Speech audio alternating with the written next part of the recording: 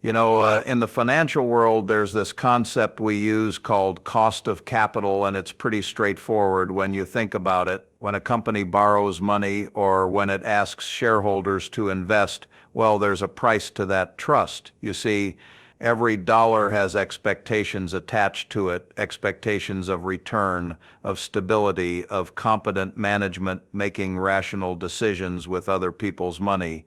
And when that trust gets shaken, you understand the cost goes up. Sometimes it goes up slowly, like interest accruing on a loan you forgot about. Other times, well, it happens all at once, like a dam breaking, and suddenly the capital that was flowing freely, it just stops. That's where we are right now. You see, what UCLA is putting out there, this recession watch, this stagflation warning, it's not speculation from some academic ivory tower. These are serious economists looking at data points that, well, they're converging in ways we haven't seen since the 1970s. And if you lived through that period like I did, you understand that stagflation isn't just an economic term. It's a lived experience of watching your purchasing power erode while unemployment rises, and the normal tools that central banks use, they stop working. It's like trying to drive a car where the brake and accelerator are connected to the wrong pedals. You press what you think will slow things down, and instead you see something else entirely happens. Now, the government shutdown, this erasure of half of 2025's GDP growth, let me put this in perspective for you. When I look at Berkshire Hathaway's portfolio or when I'm evaluating any company for investment, I ask myself a simple question: is management creating value or destroying it? And value destruction, you understand, it comes in many forms. Sometimes it's a bad acquisition, paying too much for something that looks good on paper but turns out to be, well, what we call a value trap. Other times it's operational mismanagement, letting costs spiral while revenue stagnates. But the worst kind, you see, the absolute worst kind of value destruction is self-inflicted wounds. When a company has everything going for it, the market conditions are there, the customers are there, the employees are ready to work, and then management decides to just stop operating. That's what we're seeing here. You see, GDP growth isn't some abstract number that economists toss around at conferences. It represents real economic activity, real people working, real businesses creating value, real families making decisions about their futures based on whether they think they'll have a paycheck next month. When you erase half of that growth, well, you're not just adjusting a forecast, you're fundamentally altering millions of economic calculations that people have already made. They've committed to mortgages, car payments, college tuition, business expansions, hiring decisions, all based on an assumption that the basic infrastructure of government, you understand, will function. And when it doesn't, when it shuts down, those calculations don't just pause, they reverse. And here's where it gets into what UCLA is warning about, this vicious cycle they're talking about. In corporate finance, we have this concept of a death spiral. You see, it usually happens with convertible bonds or certain types of financing arrangements. The company needs money, so it takes on debt with terms that seem manageable.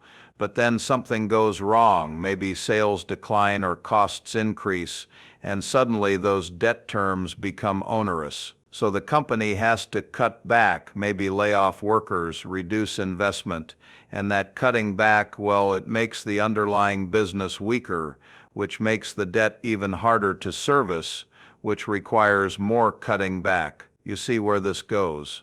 That's what's happening in the broader economy right now, and I've seen this pattern before, though not at this scale, not with these particular variables all aligned. When government shuts down, contractors don't get paid. Those contractors, they're businesses with their own obligations, their own employees, their own suppliers, so they cut back. Their employees uncertain about their own financial situation, they reduce spending. The businesses where those employees would have spent money, they see less revenue, so they cut back. And round it goes, you understand. Each actor in the economy making perfectly rational decisions for their own situation, but collectively those decisions create this contractionary spiral that's very hard to break once it gets momentum. You see, I've been investing for, well, let's just say a long time now, and I've seen a lot of economic cycles, booms and busts, expansions and recessions, periods of optimism and periods of despair. And there's a pattern I've noticed. The worst downturns, the ones that really hurt, they're not usually caused by a single shock. They're caused by what engineers would call cascading failures, where one system breaking down puts stress on another system, which then breaks down and puts stress on a third system until you have a full-scale crisis. The 2008 financial crisis was like that, you understand. Started with subprime mortgages, spread to the banking system, then to credit markets, then to the real economy. Each step seemed manageable in isolation, but the connections between all these systems, those connections turned a problem into a catastrophe. Now, what UCLA is identifying and what other serious economic forecasters are starting to acknowledge is that we're seeing the early stages of potential cascading failures. The government shutdown is one failure point, but you see it's connecting to other stress points in the system. We've got inflation that's still elevated, even after all the Fed's rate increases. We've got labor markets that are showing signs of strain, not collapse yet, but strain. We've got commercial real estate, which is under tremendous pressure from the shift to remote work and rising interest rates. We've got regional banks that are, well, let's say they're not as stable as we'd like them to be. We've got global supply chains that are still recovering from pandemic disruptions. And now we're adding political dysfunction that's directly impacting economic activity. You understand in risk management, which is really what investing is about, if you strip away all the fancy terminology, there's this concept called correlation in crisis. Most of the time, different risks are somewhat independent. A problem in one area doesn't necessarily mean a problem in another area, but in a crisis, you see correlations go to one, everything starts moving together, and usually in the wrong direction. That's what concerns me most about the current situation. We're not looking at isolated problems anymore. We're looking at problems that are starting to reinforce each other. Let me give you an analogy from the corporate world that might clarify this. You see, imagine you're running a large company, something like General Electric in its heyday, with multiple divisions spread across different industries. Now, most of the time, if one division has a bad quarter, the other divisions can carry the load. That's the whole point of diversification, you understand. But imagine if the company's central treasury, the unit that manages cash flow for the entire enterprise, suddenly stopped functioning. Didn't go bankrupt, didn't make bad investments, just stopped operating. Bills aren't getting paid, receivables aren't being collected, cash isn't being allocated to the divisions that need it. What happens? Well, first, the divisions that were doing fine start experiencing problems. They can't get the working capital they need. Second, suppliers start getting nervous and demanding cash on delivery instead of extending credit. Third, customers start worrying about whether the company can fulfill its orders and start looking for alternatives. Fourth, employees start updating their resumes because they can see the writing on the wall. And fifth, you see the stock price starts dropping, which makes it harder to raise capital, which puts more pressure on everything else. None of these divisions did anything wrong. The underlying businesses might be solid, but the dysfunction at the center cascades through the entire organization. That's what happens when the federal government shuts down. It's not that every business in America suddenly becomes unprofitable. It's not that every worker suddenly becomes unproductive. It's that the central coordinating mechanism, the institution that provides a stable framework for economic activity, you understand, stops functioning. And that dysfunction spreads through the system in ways that are hard to predict and harder to control. Now, UCLA's warning about stagflation, well, that's a particular nasty scenario because it combines the worst elements of inflation and recession. You see, normally, central banks have tools to deal with either problem individually. If you have inflation, you raise interest rates, make money more expensive to borrow, which slows down economic activity and reduces price pressures. If you have a recession, You lower interest rates, make money cheaper to borrow, which stimulates economic activity and gets people spending again. But stagflation, you understand, it's like having a patient with a fever and hypothermia at the same time. The treatments contradict each other. You raise rates to fight inflation, but that makes the recession worse. You lower rates to fight the recession, but that makes inflation worse. And here's the thing about stagflation that makes it particularly dangerous, you see. It erodes trust in institutions. When people see prices rising while their job security declines, when they see their savings losing purchasing power while their income stagnates or falls, well, they start looking for someone to blame. And usually they blame the government, they blame the central bank, they blame the system. And that loss of trust, you understand, it makes every subsequent problem harder to solve because people stop believing that the authorities know what they're doing or have their interests at heart. I've seen this pattern in my lifetime, particularly in the 1970s, which is the last time America really grappled with stagflation. You had oil shocks, you had monetary policy mistakes, you had political dysfunction around Watergate and Vietnam, and you had this general sense that the post-war prosperity was ending and nobody knew what came next. And you know what fixed it? Well, partly it was Paul Volcker coming in and having the courage to raise interest rates high enough to break the back of inflation, even though it meant a severe recession. But partly, you see, it was a restoration of basic governmental functionality. People needed to believe again that institutions could work, that problems could be solved, that there was a path forward. Right now, we're in a moment where that institutional trust is being tested, and I don't say this lightly. You understand, I'm not someone who panics easily. I've been through enough cycles to know that markets overreact, that headlines often exaggerate, that what seems like a crisis one day can look like an opportunity the next. But this situation, what we're seeing with the government shutdown compounding existing economic stresses, this requires serious attention from serious people. You see, when I think about economic policy, I try to think about it the way I think about corporate governance. A well-run company has certain characteristics. It has clear leadership that makes decisions transparently and consistently. It has a board that provides oversight and asks tough questions.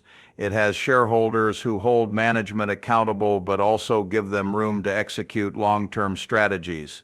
It has employees who understand the company's mission and feel invested in its success. And it has systems and processes that work even when individuals make mistakes, because good systems have redundancy and error correction built in. Now, apply that framework to government, you understand.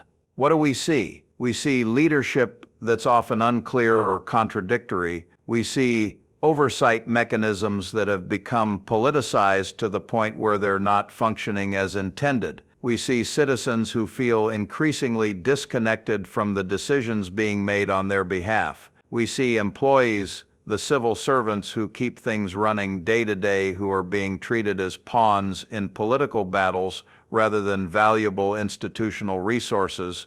And we see systems that, well, they're not failing all at once, but they're showing strain in multiple places simultaneously. The GDP numbers that we're seeing, this halving of expected growth, that's a symptom of these deeper dysfunctions, you see. And UCLA's recession watch, their stagflation warning, these aren't just academic exercises. They're serious analysts looking at leading indicators and seeing patterns that historically have preceded significant economic downturns. Now, does that mean a recession is inevitable? No, you understand, economics isn't physics. Human behavior, policy responses, unexpected events, all of these can change trajectories, but it does mean that the risks are elevated and rising. Let me talk for a moment about what I call the invisible costs of political dysfunction, because this is something that doesn't show up immediately in GDP statistics, but has profound long-term effects. You see, when businesses make investment decisions, they're not just looking at current conditions. They're making bets about the future, about whether the environment will be stable enough and predictable enough to get a return on their investment. A factory takes years to build and decades to pay off. A research and development program might not produce marketable products for a decade or more. Training programs for employees, investments in infrastructure, development of new markets, all of these require a long-term perspective. And here's what happens when political dysfunction reaches the level where the government itself might shut down unpredictably. You understand, those long-term investments start looking a lot riskier. Maybe you don't build that new factory in the United States because you're not sure whether the regulatory environment will be stable. Maybe you don't invest in that R&D program because you're not confident about intellectual property protections or government research partnerships. Maybe you don't hire those additional employees because you can't forecast demand when government spending, which directly or indirectly affects huge swaths of the economy, becomes unpredictable. You see, economists call this uncertainty, and they've done studies showing that policy uncertainty has a measurable drag on economic growth. It's not just theoretical. When businesses face uncertainty, they hoard cash instead of investing it. They buy back stock instead of building new capacity. They focus on short-term returns instead of long-term value creation. And all of that, you understand, it shows up eventually in lower productivity growth, slower wage growth, fewer new businesses being created, less innovation. It's a slow-motion destruction of economic dynamism. And there's another cost that's even harder to measure, but equally important, you see. It's what happens to human capital, to the talent and creativity and energy of people who could be doing productive work, but instead are forced to focus on navigating dysfunction. Think about all the hours that business leaders are spending right now trying to plan for various government shutdown scenarios instead of thinking about how to serve their customers better or develop new products. Think about the government employees who are spending time worrying about whether they'll get paid instead of doing the work they were hired to do. Think about the families who are cutting back on spending not because they've lost their jobs, but because they're worried they might lose their jobs. You understand? All of that anxiety, all of that wasted mental energy, it's a pure deadweight loss to society. Now, I want to talk about something that I think is often misunderstood about recessions and economic downturns, because there's this tendency to think of them as natural phenomena like weather events that just happen and then pass, you see. And sure, there are cyclical elements to economies. Expansions eventually slow down, excesses get built up and need to be worked off. That's normal, but the severe recessions, the ones that cause lasting damage, those are almost always the result of policy mistakes or institutional failures. The Great Depression wasn't just a natural downturn that happened to be deep. It was deepened and prolonged by policy errors, by central banks tightening when they should have eased, by governments pursuing austerity when they should have stimulated, by a failure to coordinate internationally when the problems were global in scope.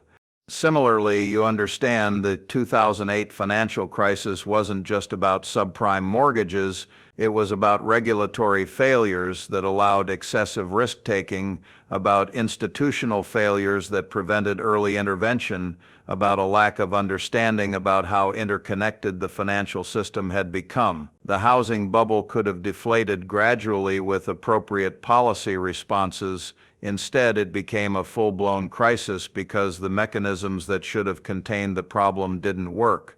And that's what worries me about the current situation, you see. We have economic stresses that, managed properly, could be worked through without a major crisis, inflation that's elevated but not hyperinflation, growth that's slowing but not collapsing, employment that's softening but not cratering.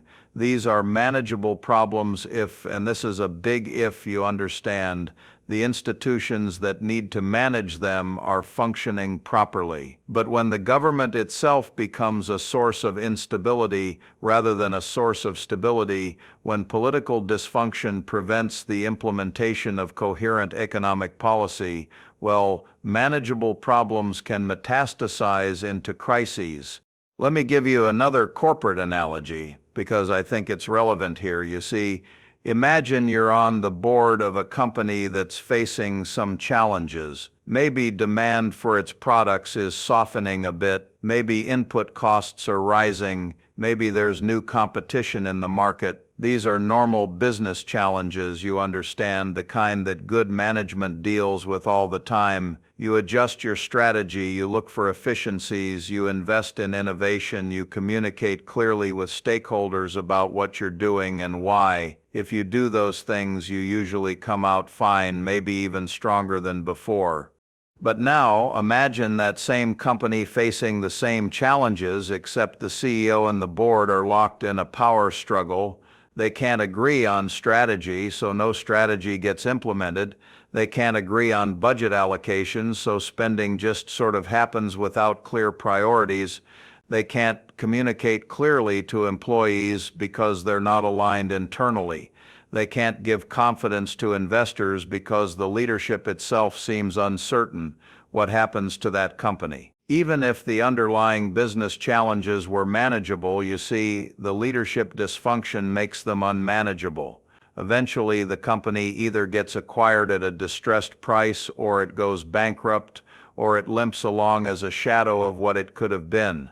That's the risk we're facing at a national level, you understand. Not because the economic challenges are necessarily insurmountable, but because the institutional capacity to respond to those challenges is being degraded by political dysfunction. And unlike a struggling company, which might affect thousands or tens of thousands of people, we're talking about an economy that affects hundreds of millions of Americans, and given the role of the United States in the global economy, billions of people worldwide. You see, there's something that happens in markets that I've observed over decades, and it's relevant here. Markets, and by extension economies, run on confidence. Not blind confidence, not irrational exuberance, but a reasonable belief that the basic rules will be followed, that contracts will be enforced, that institutions will function, that problems will be addressed. And confidence, you understand, it's like a bank account. You can make withdrawals from it during challenging times if you've built up reserves through good behavior during normal times. But if you keep making withdrawals without any deposits, eventually the account runs dry. Right now, we're making a lot of withdrawals from America's confidence account. You see, every government shutdown is a withdrawal. Every time we come to the brink of default on our debt obligations, that's a withdrawal. Every time political leaders choose confrontation over problem solving, that's a withdrawal. And we're not making compensating deposits through demonstrations of competence, through bipartisan problem solving, through transparent communication about challenges and how we're addressing them. And here's the thing about confidence, you understand. It doesn't decline linearly. For a long time, you can abuse it, and it seems like nothing's happening. People give the benefit of the doubt. They assume things will work out. They remember past successes and figure future ones will follow. But there's a tipping point, and you often don't know you've crossed it until you're on the other side. You see? Suddenly, what seemed like a stable situation becomes unstable. What seemed like a manageable problem becomes a crisis. And restoring confidence once it's lost is much harder than maintaining it in the first place. I think about this in terms of what I call institutional capital, which is analogous to the reputational capital that businesses build up over time. You see, when you have high institutional capital, people trust you to handle problems. They give you leeway to make tough decisions. They believe that even if things go wrong temporarily, you have the capacity to make them right. But when institutional capital is low, every mistake gets magnified. Every problem looks like a potential catastrophe. Every decision gets questioned. And that makes governance much harder because you're operating without the reservoir of trust that makes tough decisions possible. The United States, for most of its history, has had enormous institutional capital, you understand. People around the world look to American institutions as models. The dollar became the global reserve currency because people trusted the stability of American government. American markets attracted capital from everywhere because people believed in the rule of law and the fairness of the system. American universities attracted the best students because people believed in the strength of American education. American companies could do business globally because the American brand meant something. But you see, and this is crucial, that institutional capital isn't a permanent endowment. It has to be maintained through consistent, competent governance. And every instance of dysfunction, every failure to address obvious problems, every prioritization of partisan advantage over national interest that erodes institutional capital, not all at once, not catastrophically, but steadily and cumulatively. And we're now at a point where the erosion is becoming visible and starting to have real economic consequences. The UCLA recession watch, the stagflation warnings, the halving of GDP growth expectations, these are all signals that institutional capital is being depleted. You see, markets are repricing risk, businesses are adjusting their expectations, consumers are becoming more cautious, and all of that, you understand, creates a self-fulfilling prophecy if it's not addressed. When everyone expects things to get worse, they behave in ways that make things worse. They save instead of spend. They defer investments instead of making them. They hunker down instead of expanding. And collective hunkering down is what turns a slowdown into a recession.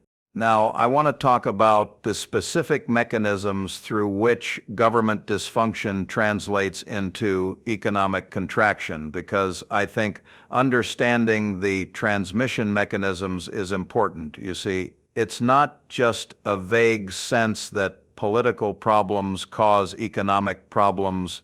There are specific channels through which this happens, and right now, all of those channels are active.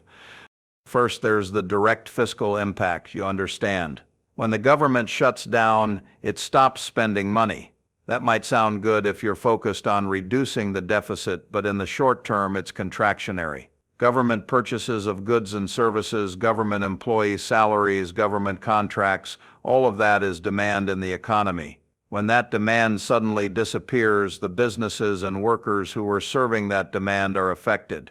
They have less income, so they spend less, and the contraction spreads. It's basic Keynesian economics, and while I'm not a Keynesian in the sense of believing government spending is always the answer, you see, I understand that sudden unplanned changes in government spending have real economic effects. Second, there's the uncertainty channel that I mentioned earlier, you understand. When businesses don't know whether the government will be functioning next month, they can't plan. And if they can't plan, they don't invest. And if they don't invest, productivity doesn't grow. And if productivity doesn't grow, wages don't grow. And if wages don't grow, you see, consumer spending doesn't grow. And consumer spending is 70% of the American economy. So when that slows down, the whole economy slows down. Third, there's what economists call the credit channel. You see, modern economies run on credit. Businesses borrow to finance inventory and expansion.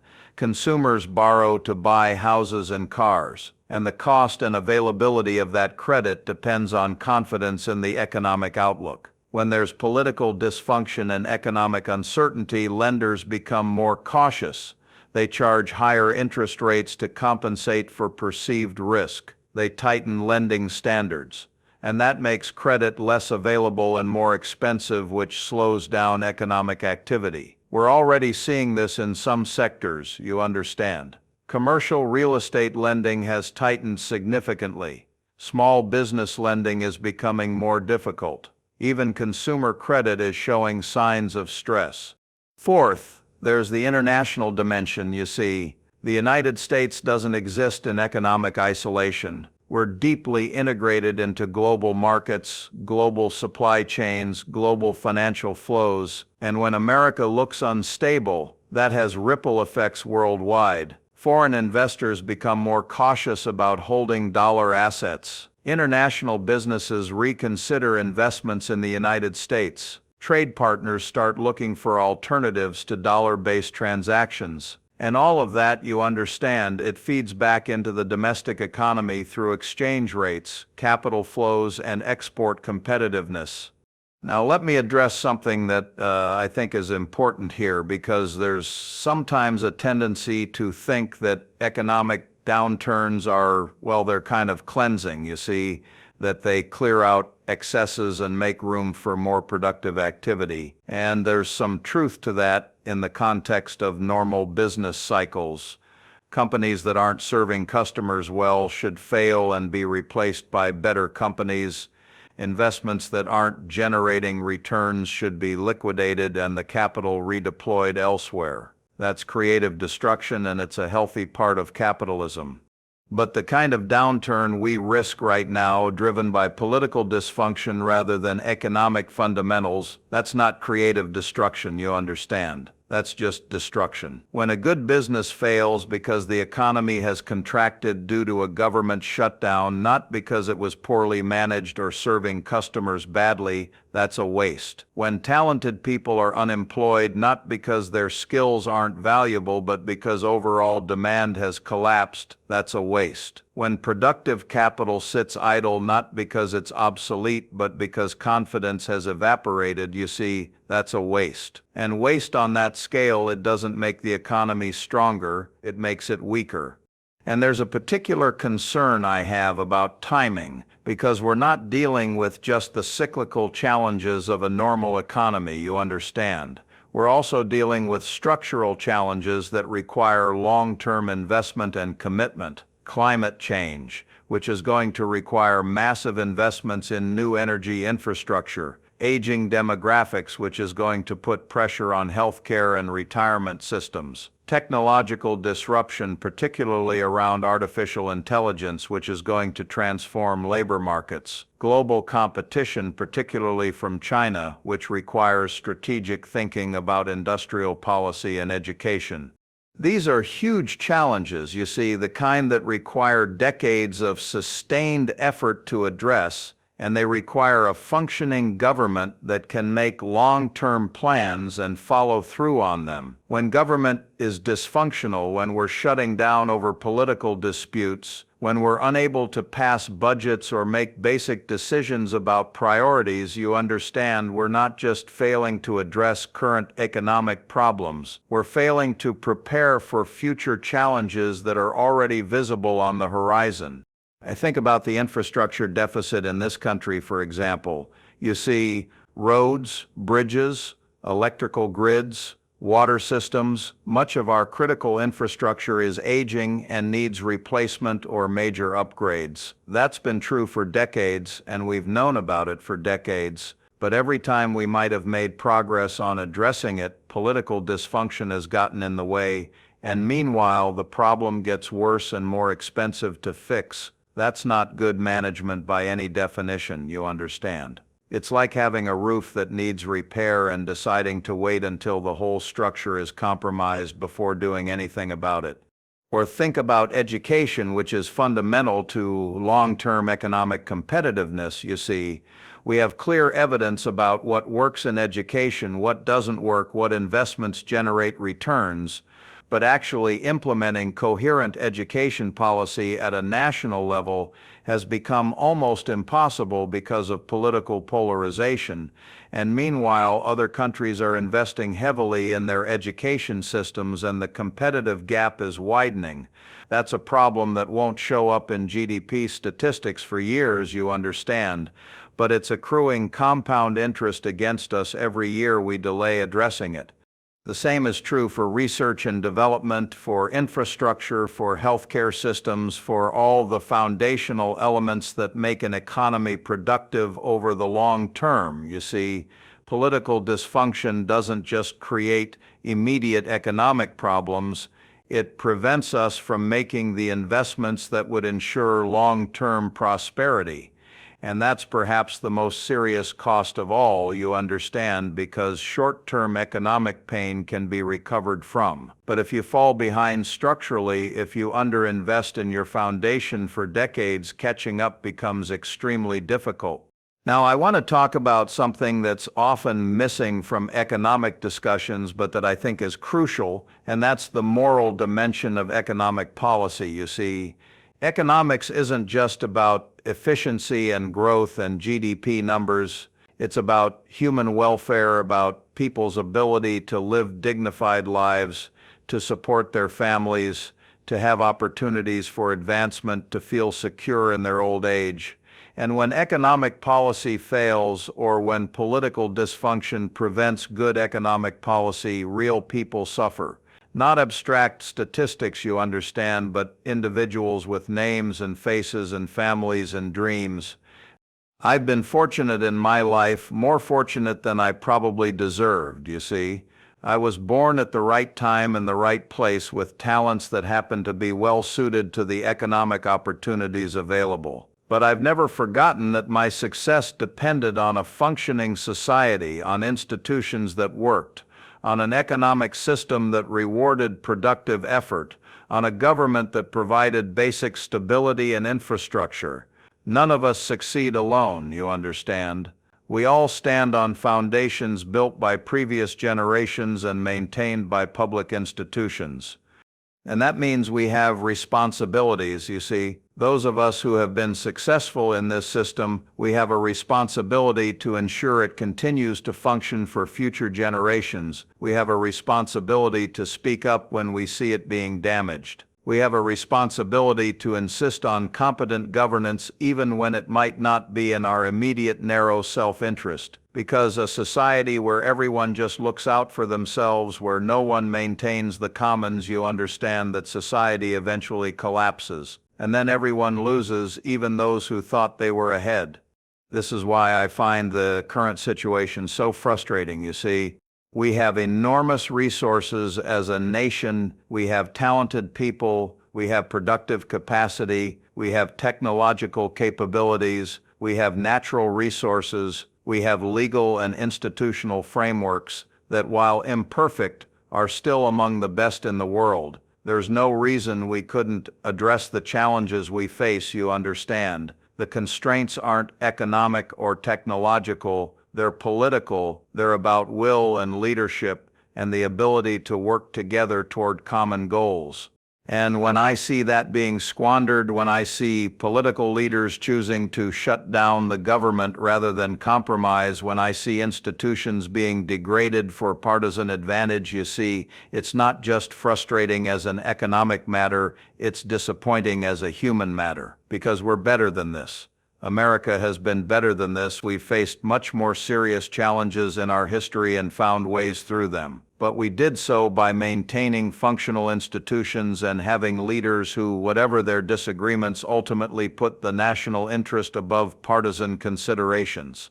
I think about the period after World War II, for example. You see, the United States faced enormous challenges. We had to transition from a wartime to a peacetime economy. We had to integrate returning veterans. We had to help rebuild Europe and Japan.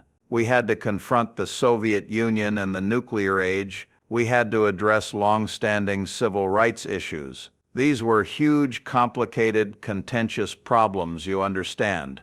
But we had leaders who, despite their disagreements, maintained functional governance. They passed budgets. They made long-term investments. They built institutions like the Interstate Highway System and the National Defense Education Act and the Marshall Plan. And those investments, you see, they created the foundation for decades of prosperity. Or think about the 1980s and 1990s when we faced different but still serious challenges, you understand. Stagflation, which I mentioned earlier, the end of the Cold War and how to navigate that transition, the rise of global competition, technological disruption from computers and the internet. Again, these were contentious issues. There were real disagreements about how to address them. but the system worked well enough that we addressed them, you see, not perfectly, not without mistakes, but adequately enough that we came through stronger. And now we're facing challenges that are comparable in some ways and different in others, you understand.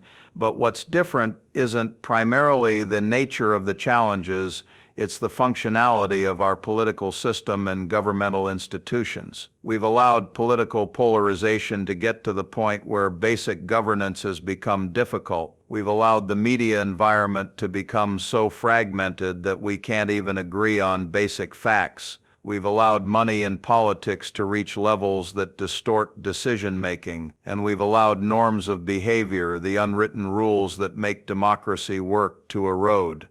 And the result, you see, is what we're seeing now. Government shutdowns that are economically destructive. Inability to address obvious problems because any solution would require compromise. Short-term thinking that prevents long-term investment. Dysfunction that's eroding institutional capital and undermining confidence. All of this is showing up in economic indicators, you understand, in the UCLA recession warnings and the stagflation concerns and the GDP growth revisions. But the economic indicators are symptoms. The disease is political dysfunction. Now, what do we do about this? That's the question everyone asks, and it's the right question, you see. And I'm not a political scientist or a constitutional scholar, so I'm not going to pretend I have all the answers. But I can tell you what I've learned from decades of investing and managing businesses, and some of those lessons, you understand, they apply to governance as well.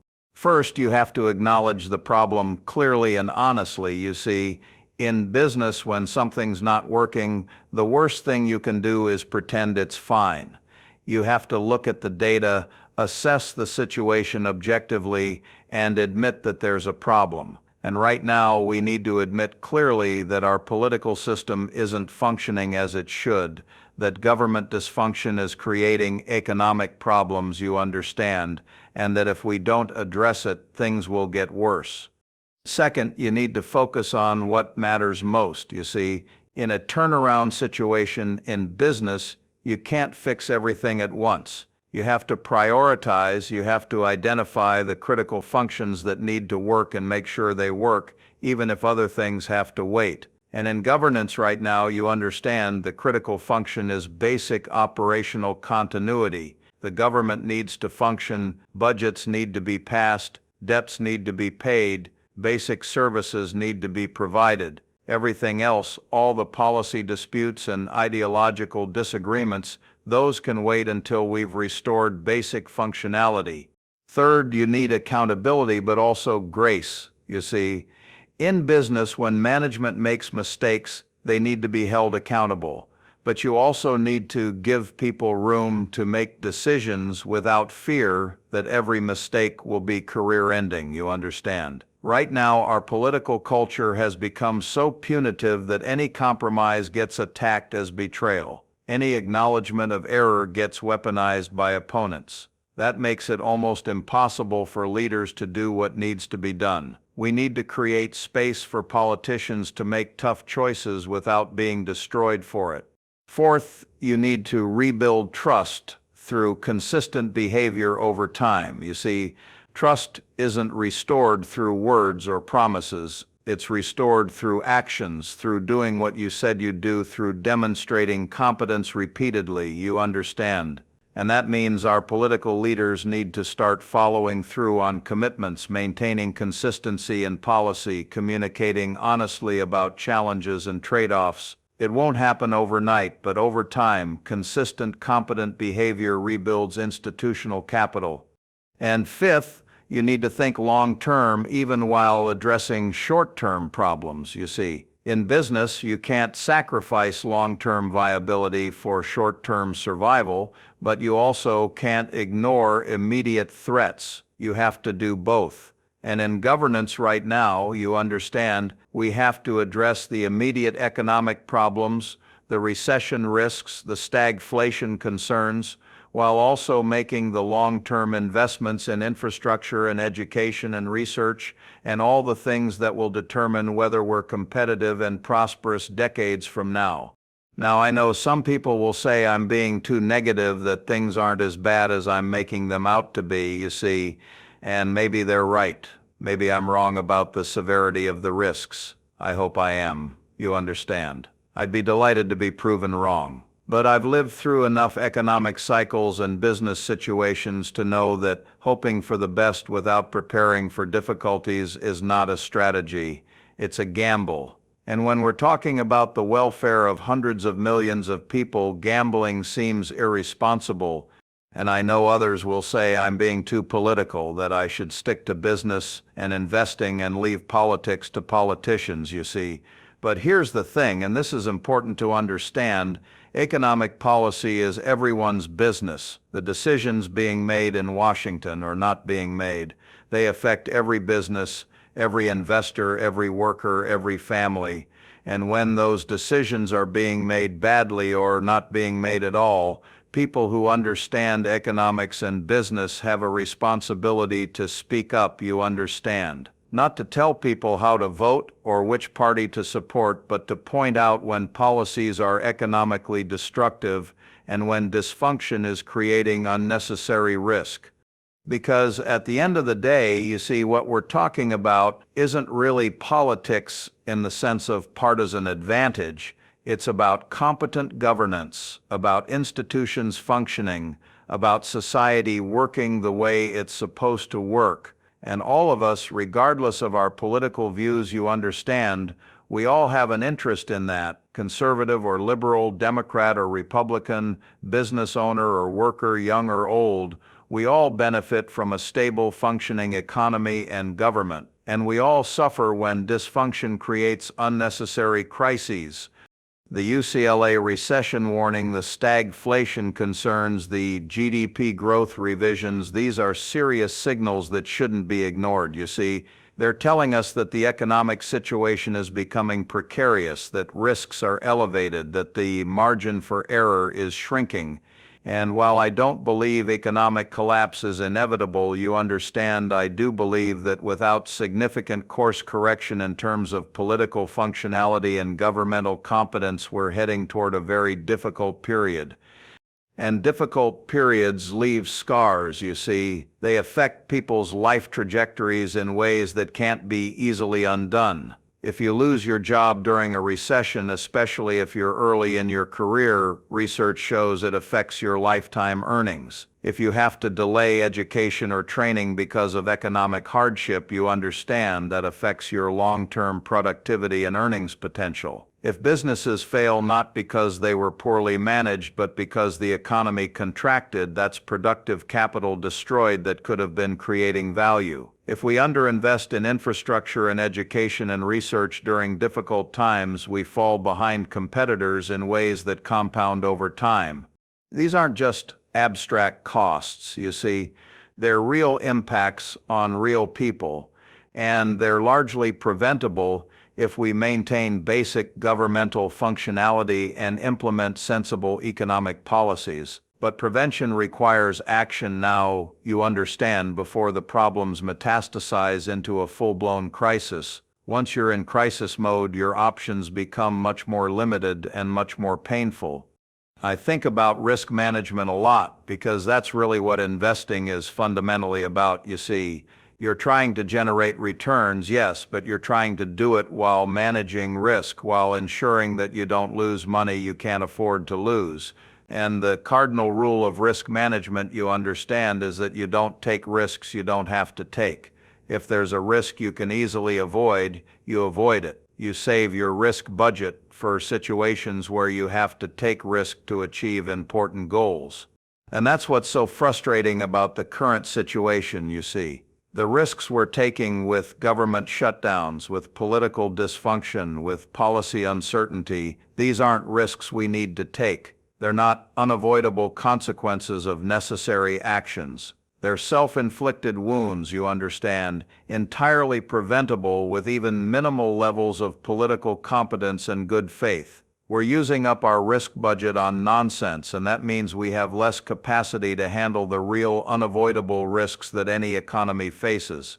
Because make no mistake, there are real risks out there that we can't avoid, you see. Global pandemic risks, which we've seen can materialize suddenly and disruptively, climate change risks, which are going to require massive economic adjustments regardless of what policies we pursue, technological disruption risks, particularly around artificial intelligence, which could transform labor markets in ways we're only beginning to understand, geopolitical risks with rising tensions in multiple regions and the potential for conflicts that could disrupt global trade and investment. These are serious risks, you understand, and addressing them will require all of our institutional capacity and economic resilience.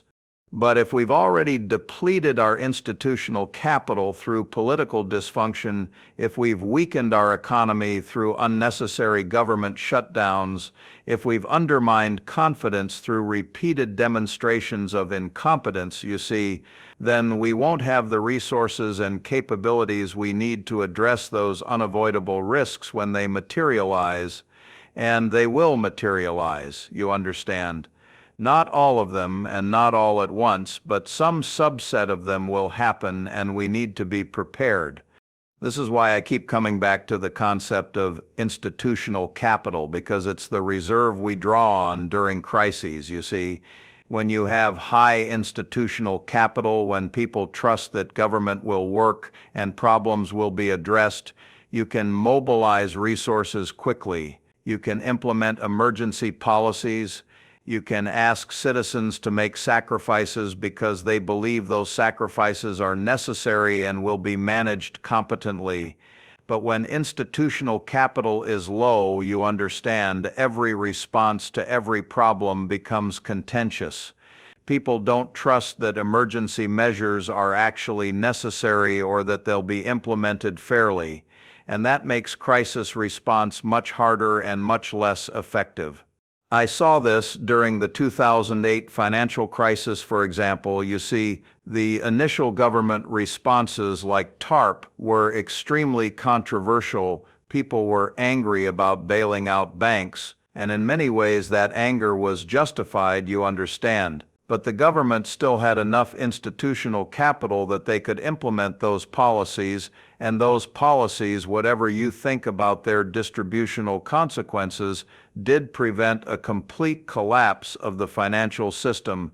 Now imagine trying to implement similar policies today with institutional trust at current levels. I'm not sure it would be possible, you see, and that's terrifying because the next financial crisis or economic shock will require government action, and if government has lost the capacity to act effectively, the consequences could be catastrophic.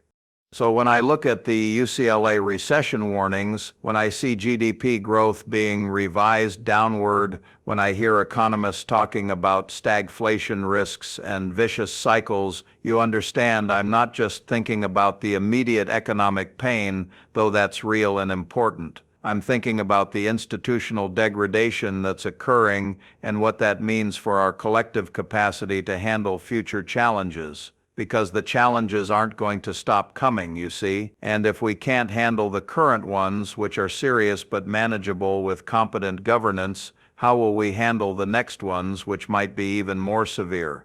There's a concept in systems theory called resilience, which is basically a system's ability to absorb shocks and recover from disturbances, you see. Resilient systems have redundancy, flexibility, and the capacity to adapt when things go wrong. Fragile systems, you understand, they look fine under normal conditions but break easily when stressed. And what I'm seeing in our economic and political systems right now is increasing fragility. We're removing redundancies, we're reducing flexibility, we're degrading the adaptive capacity that comes from well-functioning institutions. And fragile systems are dangerous because they tend to fail suddenly and catastrophically, you see.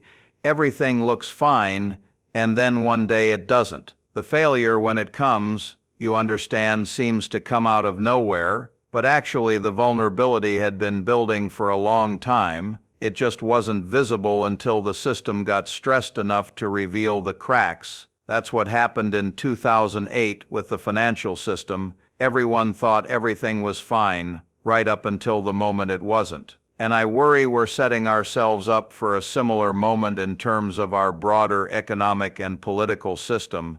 Now, I want to be clear about something because I don't want to be misunderstood. You see, I'm not predicting imminent collapse or catastrophe.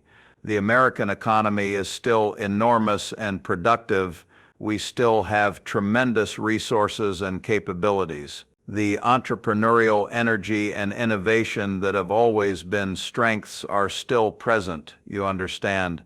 In many ways, the fundamentals are still strong.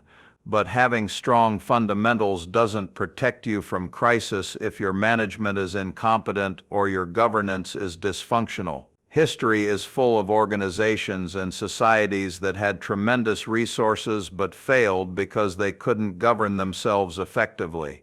And that's what keeps me up at night, you see. Not the current economic challenges themselves, which are manageable, but the growing mismatch between the challenges we face and our institutional capacity to address them. It's like watching a company with a great product and a strong market position, but terrible management, you understand. You can see the potential, but you can also see it being wasted, and there's nothing more frustrating than watching potential squandered through incompetence or dysfunction. I've thought a lot over my life about what makes organizations successful, you see. I've invested in hundreds of companies, watched thousands more, studied business history going back centuries, and there are certain patterns that show up repeatedly, you understand. Successful organizations have leaders who think long-term. They have cultures that value integrity and competence. They have systems that reward productive behavior and correct mistakes. They maintain clear communication with stakeholders. They adapt to changing circumstances while staying true to core principles. And perhaps most importantly, they maintain enough institutional strength during good times that they can handle bad times when they inevitably come.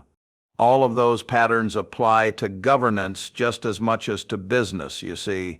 And right now we're violating most of them. We're focused on short-term political advantage rather than long-term national interest. We're rewarding confrontation and punishing compromise, you understand. We're not correcting mistakes, we're doubling down on them. We're not communicating clearly, we're creating confusion. We're not adapting thoughtfully, we're lurching from crisis to crisis, and we're depleting institutional strength during a period when we should be building it up to handle the challenges we can see coming.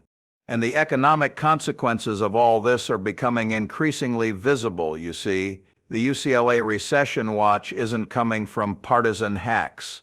These are serious economists looking at serious data. The stagflation warnings aren't fear-mongering, you understand. They're based on historical patterns and current indicators that show we're at risk of a particularly nasty economic scenario. The GDP growth revisions aren't statistical noise. They're reflections of real economic contraction driven substantially by political dysfunction. So what's the bottom line here? What am I trying to say with all of this? Well, several things, you see. First, the economic situation is becoming increasingly precarious with elevated risks of recession and possibly stagflation. Second, these risks are substantially driven by political dysfunction and government shutdowns rather than fundamental economic problems, you understand. Third, the economic pain will be real and will affect real people in serious ways. Fourth, we have the resources and capabilities to address these challenges if we can restore basic governmental functionality. And fifth, the longer we wait to address the dysfunction, the harder it becomes and the worse the eventual consequences are likely to be. Now, what can individuals do about this? That's a fair question, you see. After all, most people don't set government policy or control political institutions. And the answer is, well, it's complicated, you understand, but I think there are a few things that matter. First, stay informed through reliable sources and be skeptical of partisan spin from either side. Second, engage in the political process through voting and communication with representatives, and demand competence and functionality even if you don't always get the policies you prefer. Third, in your own life and work, maintain the values of integrity, competence, and long-term thinking even when the surrounding culture doesn't always reward those things. And fourth, support institutions and organizations that are working to improve governance and reduce dysfunction, you see.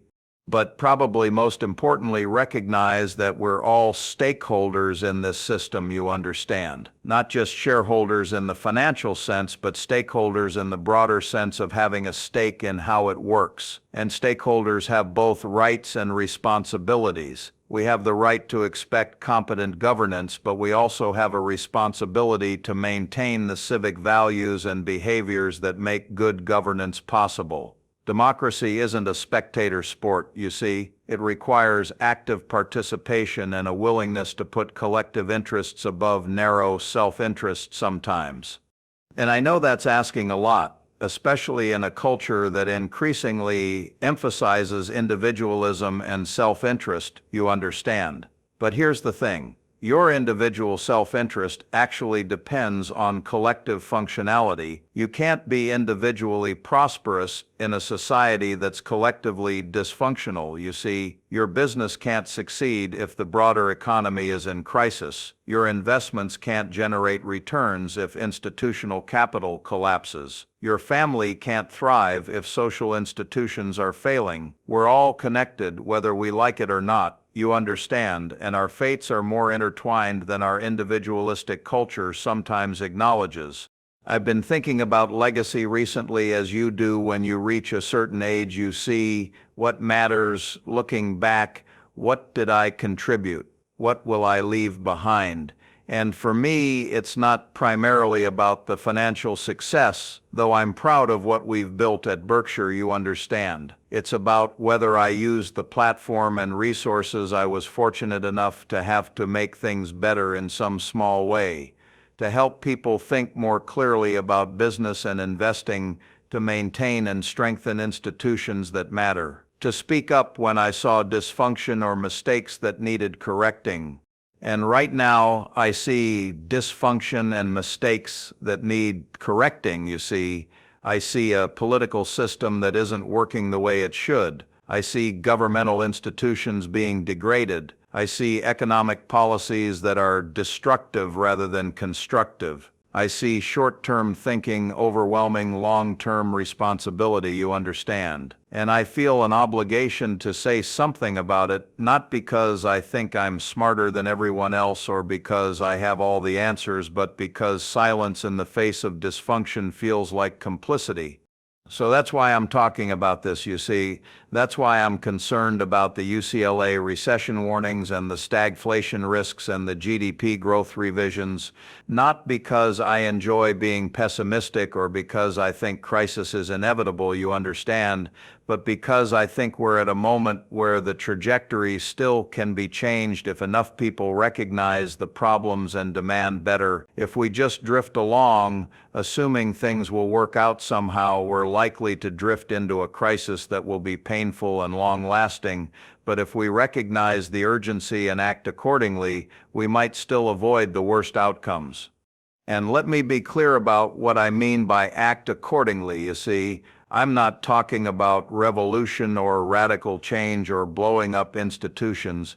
I'm talking about basic functional governance, passing budgets on time, keeping the government operational, making decisions through normal legislative processes rather than through brinksmanship and shutdowns, compromising where necessary to address problems even if you don't get everything you want, you understand. These aren't radical demands. They're basic expectations of minimal competence. But somehow we've gotten to a place where basic competence seems like too much to ask, you see, where keeping the government running is treated as an achievement rather than a baseline expectation, where compromise is attacked as betrayal, where short-term political advantage is prioritized over long-term national interest, you understand. And that has to change, because the economic consequences of continued dysfunction are becoming increasingly severe.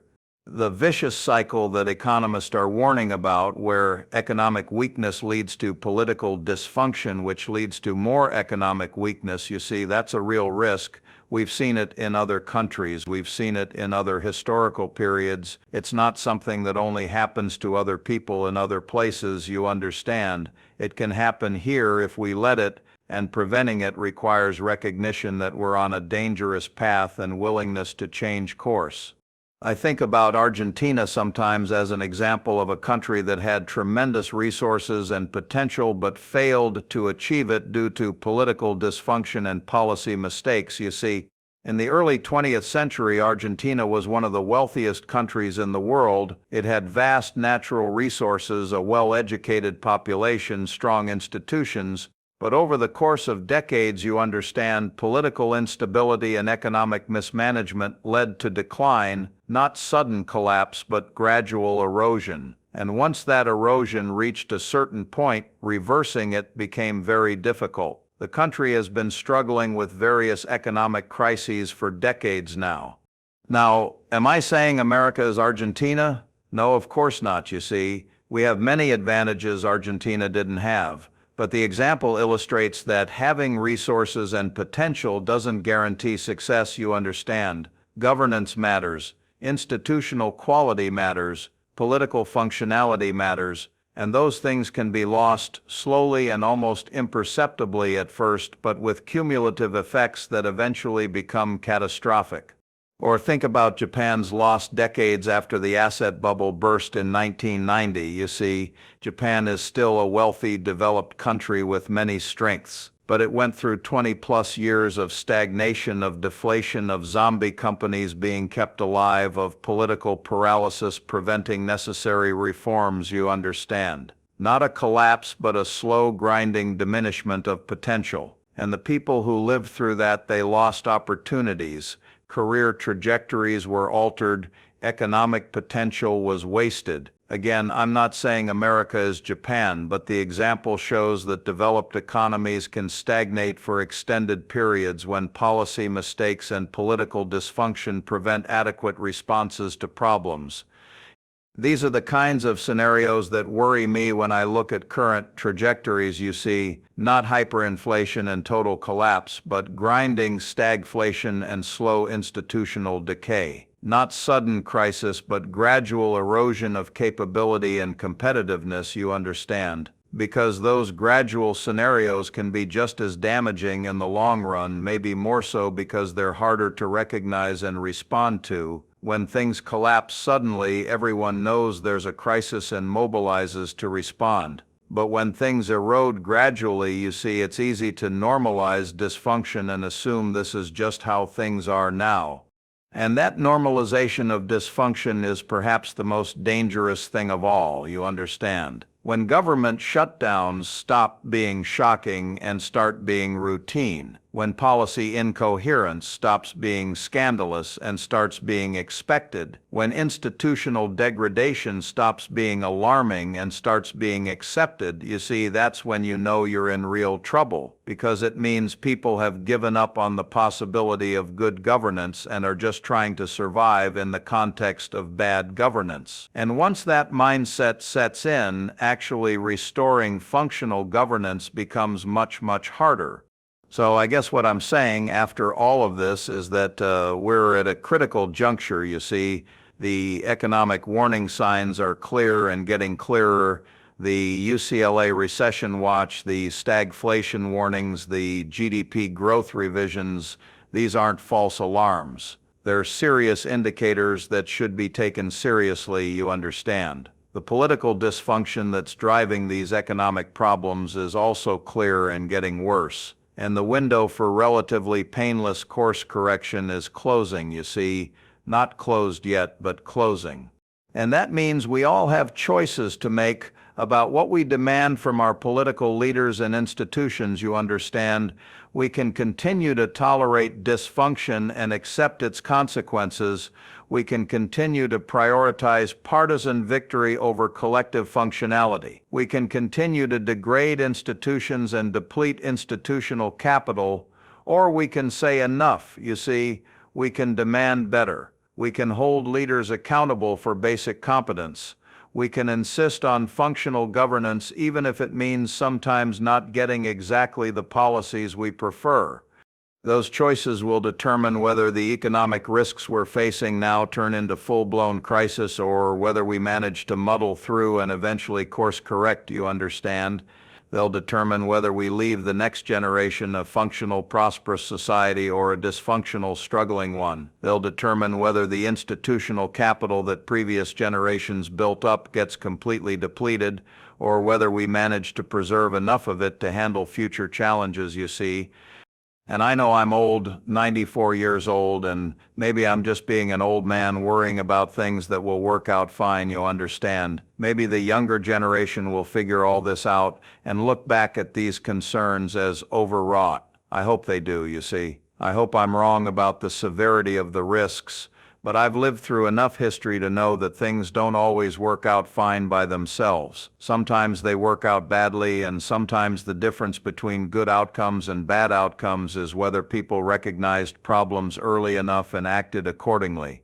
That's why this matters, you see. That's why I'm watching closely. That's why I'm speaking up, even though it might be easier to just focus on Berkshire's businesses and not worry about the broader economic and political situation, you understand. Because we're all in this together, whether we acknowledge it or not. We're all stakeholders in this system, and the system is showing signs of serious stress that, if not addressed, will affect all of us, you see. The economists at UCLA, they're not being alarmist when they put America on recession watch and issue stagflation warnings, you understand. They're doing what responsible analysts do, which is looking at data, recognizing patterns, and warning about risks before they materialize into crises. The question is whether we'll listen to those warnings and act on them, or whether we'll ignore them until it's too late and the crisis is upon us, you see. And that's really what this all comes down to, you understand. Do we still have the collective capacity to recognize problems and address them? Can we still distinguish between genuine threats and partisan noise? Are we still capable of the kind of sustained, competent governance that built American prosperity over previous decades? Or have we lost that capacity through polarization and dysfunction, you see? I don't know the answer to those questions, you understand. I hope the answer is yes, that we still have that capacity, but hoping isn't enough, you see. It requires action, requires engagement, requires people demanding better from their leaders and institutions. It requires recognizing that economic problems don't solve themselves, and that political dysfunction has real consequences for real people. So that's my message, I suppose, after all of these words, you see. Pay attention to these economic warnings.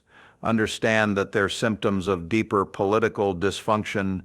Recognize that the trajectory we're on leads to painful places, you understand. And demand better from leaders, from institutions, from each other, from ourselves.